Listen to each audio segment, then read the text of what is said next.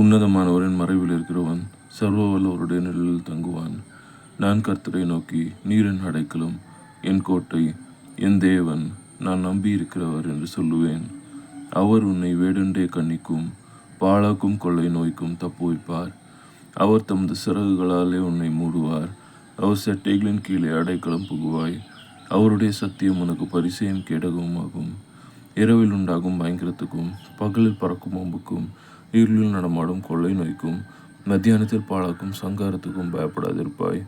உன் பக்கத்தில் 1000 பேரும் உன் வலதுபுறத்தில் 10,000 பேரும் விழுந்தாலும் அது உன்னை அணுகாது. உன் கண்களால் மாத்திரம் நீ அதை பார்த்து துன்மார்க்கருக்கு வரும் பலனை காண்பாய்.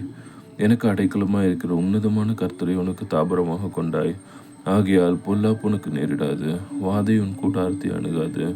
உன் வழிகளிலெல்லாம் உன்னை காக்கும்படிக்கு உனக்காக தம்முடைய தூதர்களுக்கு கட்டளையிடுவார். உன் பாதம் கல்லில் இடராதபடிக்கு அவர்கள் உன்னை தங்கள் கைகளில் ஏந்தி கொண்டு போவார்கள். சிங்கத்தின் மேலும் விரியன் பாம்பின் மேலும் நீ நடந்து பால சிங்கத்தையும் வலு சர்ப்பத்தையும் மிதித்து போடுவாய். அவன் என்னிடத்தில் வாஞ்சையாயிருக்கிறபடியினால் அவனை விடுவிப்பேன். என் நாமத்தை அவன் அறிந்திருக்கிறபடியினால் அவனை உயர்ந்த அடைக்கலத்திலே வைப்பேன். அவன் என்னை நோக்கி கூப்பிடுவான், நான் அவனுக்கு மறுஉத்தரவு அருளி செய்வேன். ஆபத்தில் நானே அவனோடு இருந்து அவனை தப்புவித்து அவனை கனப்படுத்துவேன். நீடித்த நாட்களால் அவனை திருப்தியாக்கி என் ரட்சிப்பை அவனுக்கு காண்பிப்பேன். ஆமேன். அல்லேலுயா. சங்கீதம் 91 நிறைவடைந்தது.